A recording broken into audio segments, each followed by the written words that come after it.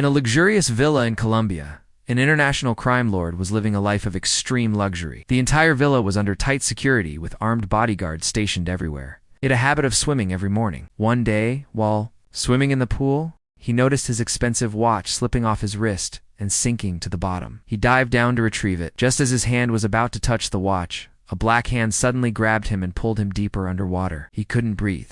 He struggled desperately and looked upward, hoping a bodyguard might notice him, but it was already too late. The man dressed in black did not release his grip on his neck. A few minutes later, his lifeless body floated to the surface. To hide the murder, the assassin held the corpse in a position that made it look like he was still swimming. After distracting the bodyguards, he went down to the basement, removed his tight swimming suit, revealed his muscular physique. He was the organization's #1 assassin, Arthur. He had never failed a mission. His specialty was killing without firing a bullet and without leaving any evidence. He was a master at making murders look like accidents. Upstairs, the servants and bodyguards were shouting in panic. They believed their boss had drowned, not that he had been murdered. Taking advantage of the security lapse, Arthur wore a chef's uniform and blended in with the staff. Calmly walked out, got into his car, placed his equipment inside, and drove toward a bridge. He checked his watch and timed when a boat would pass under the bridge. At the exact moment, he jumped and grabbed onto the back of the boat. The engine's pull made it easy for him to glide through the water. The entire mission was completed within 24 hours. He quickly returned to the boathouse, then reached his separate residence. Instead of overtime pay, he handed the guard an expensive bottle of liquor. Then he sped away in a speedboat. His secret hideout was far from the mainland, so that his identity and missions remained completely hidden. After the stressful assassination mission, he played music to calm his mind. Then he destroyed all information and photos related to the target. Before executing the job, he had spent a full month gathering intelligence on the target. The Mexican boss was a notorious smuggler, hated by locals. He was arrogant. If someone's car blocked his path, he would have his goons beat them up. Arthur's principle was simple. Firing a gun is easy. The real skill is completing the mission so cleanly that no one even knows you existed. While eating, he read an online news report stating that the boss had drowned in his home swimming pool. Reading this, he felt satisfied and left to collect his payment. After every job, he earned between $1 to $2 million, enough to live a life of luxury forever. To receive the money, he arranged to meet the intermediary at an American-style breakfast restaurant. There, a white-haired elderly man arrived in a wheelchair. Despite his age, he looked strong. His name was Harry, Arthur's old friend and partner. His job was to deliver payments from the organization, which is why Arthur respected him deeply. Harry expressed his wish that Arthur train his son Steve. According to him, Steve was useless and unable to earn properly. Debt had overwhelmed him. Because of their old friendship, Arthur immediately agreed. After receiving his reward, Arthur happily went to a bar. Though he was a cold-blooded assassin, he was still human, and like anyone else, he appreciated beautiful women. His eyes fell on a stylish girl. They went home together. Spending some time, he left money and walked away. Back home, Arthur opened his computer to check his next mission, but what he saw shocked him. The organization had ordered the assassination of none other than his close friend, Harry. He thought it must be a mistake and called to confirm, but the answer was clear. The target was indeed Harry. Refusing to accept it, Arthur demanded a meeting with the senior manager to learn the real reason. He boarded a private jet sent by Dean and flew to a secret location. As he stepped off the plane, Dean's bodyguard welcomed him. A man who looked ordinary but was actually a world boxing champion. Yet he worked as Dean's bodyguard, which showed how powerful Dean was. Inside the car, Dean was talking to his son on the phone. No matter how dangerous his work was, he too desired a normal family life. Dean explained that 6 months earlier, the organization had sent 5 operatives to South Africa to eliminate a drug mafia leader. But all 5 died mysteriously, and no information returned.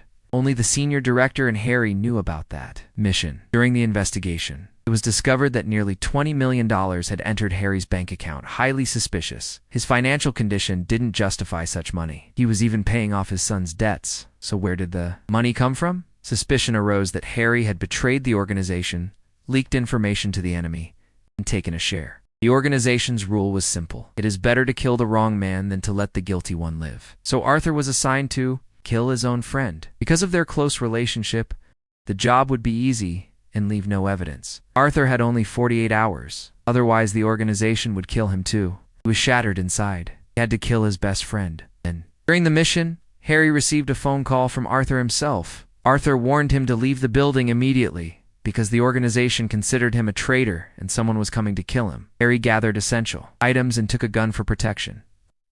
Following the escape route Arthur had told him, he went into the elevator and cut off the electricity to the 18th floor, which shut down the cameras. Then he used the emergency elevator to go down and reached a nearby building through a secret passage. When Harry reached the parking area, he saw Arthur standing there and felt relieved. But after seeing the broken car nearby, he understood everything, admitted that he had betrayed the organization, and even praised Arthur's plan.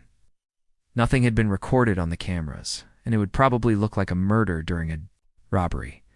Harry pulled out his silver gun not to shoot Arthur, but he fired a few shots himself so it would seem like he had fought the robbers.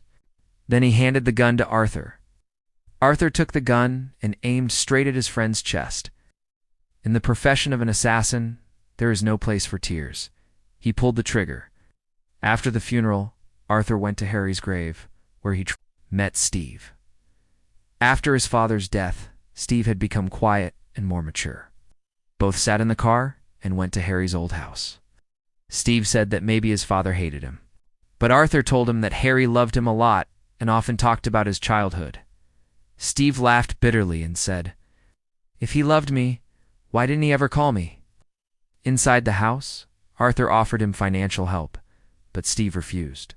He said he would sell his car, buy guns, and take revenge for his father's death. He might look spoiled from the outside, but inside he was deeply hurt. Couldn't understand who could shoot a helpless old man in a wheelchair. Steve swore he would take revenge. Arthur advised him to be careful and left. Steve was waiting for a friend in his car when a black approached him. Suddenly, he pulled out a gun and ordered Steve to get out of the car. He was a car thief. Grieving his father's death, Steve assumed he was connected to the same gang, grabbed his hand and slammed him against the car, then kicked him in the stomach and face. In anger, Steve pulled out his gun and was about to shoot him when Arthur arrived just in time and stopped him. He put Steve in the car and threatened the thief that if he told anyone about this, he would be killed.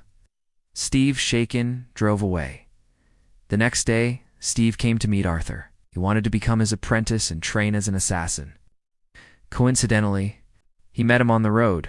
Arthur refused, but Steve reminded him that his father had helped Arthur a lot in the past, and now Arthur was refusing to help him in his difficult time. That was ungratefulness. Arthur ignored him and drove away. But later, after looking at his dead friend's photo and feeling regret, he contacted Steve again and decided to train him to become an assassin like himself. At exactly 7 a.m., Steve met him at a pet shop. Arthur explained why assassins in their profession were called mechanics, because they fix problems in exchange for money.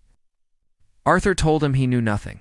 Steve got angry and said Arthur didn't know anything about him either. Steve was shocked when Arthur listed everything about his life from his birth to how he grew up. He even knew his high school criminal record and how old he was when his mother died. Hearing all this, Steve was deeply impressed and quiet. Arthur told him to adopt a dog so he could learn to socialize and not let emotions affect his work. He needed to build the image of a calm, decent boy who walks his dog daily and sits in coffee shops solving Sudoku so no one would suspect him of being involved in murders. Once this habit formed, Arthur began teaching him shooting. Steve's aim gradually improved. Earlier, he shot tree trunks. Now he could break concrete slabs. After that, he was taught medical knowledge, so murders could be disguised as accidents, and insurance companies wouldn't suspect foul play. Only when a death was ruled accidental was an assassin considered truly skilled. When the bank seized Harry's house and car, Steve stayed with Arthur for some time. His shooting had become perfect. Arthur then decided to increase the difficulty and took him on a mission.